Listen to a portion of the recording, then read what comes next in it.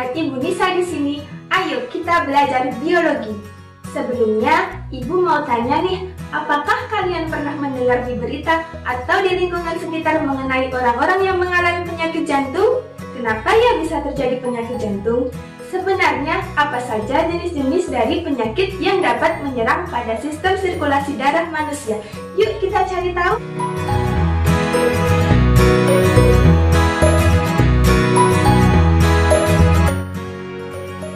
Sekarang kita bahas terlebih dahulu mengenai gangguan pada sistem sirkulasi darah manusia. Sekarang coba perhatikan grafik berikut ini. Dari grafik tersebut dapat kita simpulkan bahwa salah satu penyakit yang dapat menyebabkan kematian tertinggi di dunia maupun di Indonesia adalah penyakit-penyakit yang menyerang pada sistem sirkulasi darah manusia.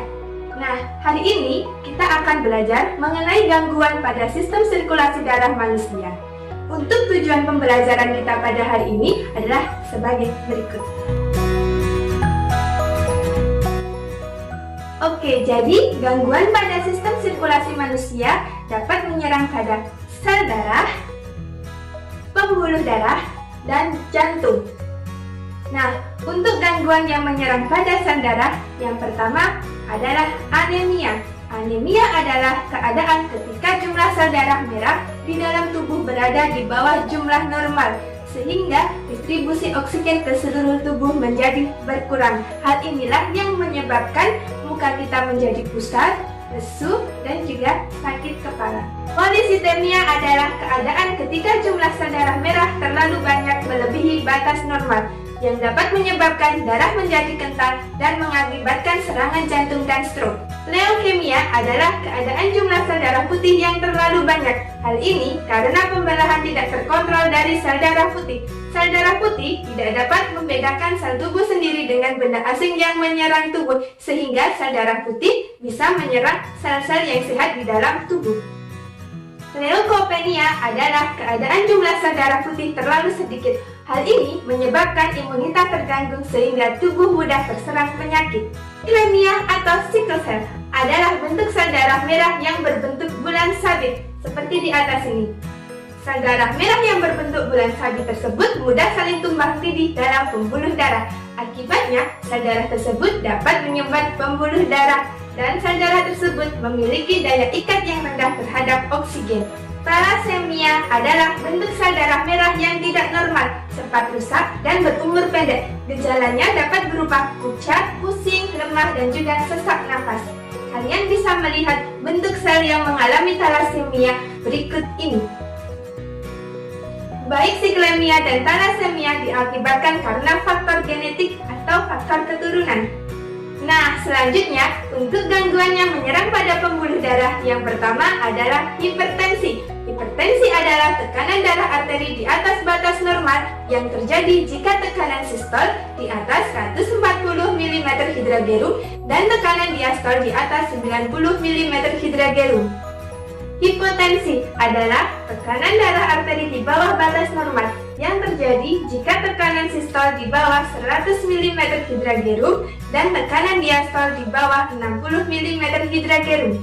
Arteriosklerosis adalah pengerasan dinding arteri. Arteriosklerosis dapat dibagi menjadi aterosklerosis dan Motzkebreck sklerosis. Aterosklerosis disebabkan oleh sumbatan dari plak-plak lemak, kolagen, kolesterol, dan produk buangan sel di dalam rongga arteri. Sedangkan Motzkebreck sklerosis disebabkan oleh sumbatan zat kapur di dalam rongga arteri. Jadi yang membedakan adalah penyebab dari sumbatan yang terjadi di dalam pembuluh arteri.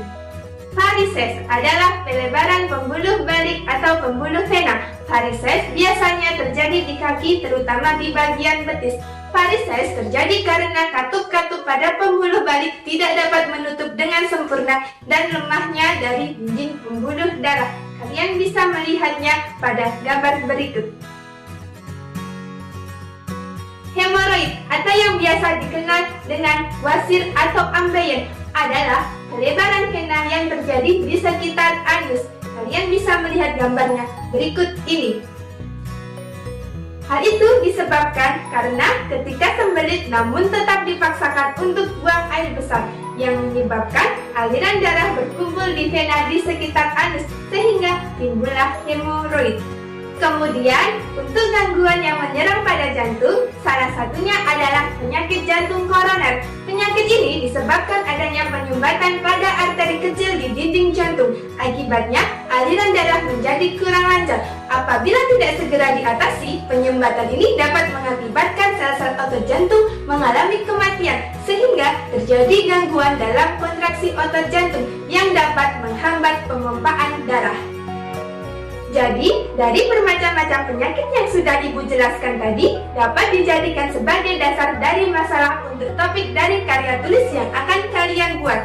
Karya tulis salah satunya dapat berbentuk makalah. Makalah dapat dijadikan sebagai sumber informasi dan untuk mengetahui pemahaman penulis tentang suatu masalah.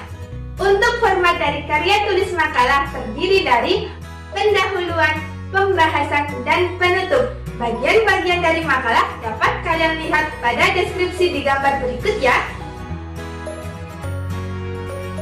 Pada sistem sirkulasi dapat kalian kaitkan dengan teknologi yang dapat mengobati penyakit tersebut sebagai solusinya, serta pencegahan apa yang bisa dilakukan agar tidak terkena penyakit tersebut. Oke, sekarang kita simpulkan ya, gangguan pada sistem sirkulasi darah dapat terjadi pada darah, pembuluh darah, dan jantung.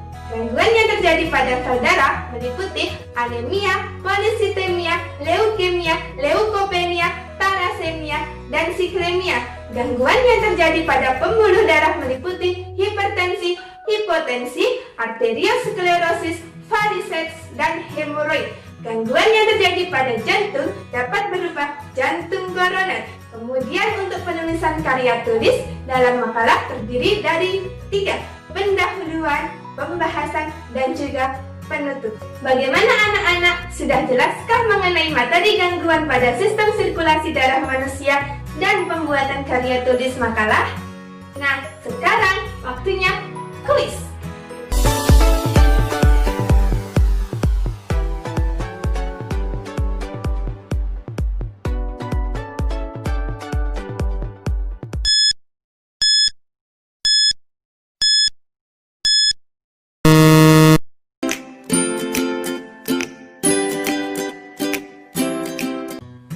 Jawaban dari kuis tersebut adalah anemia.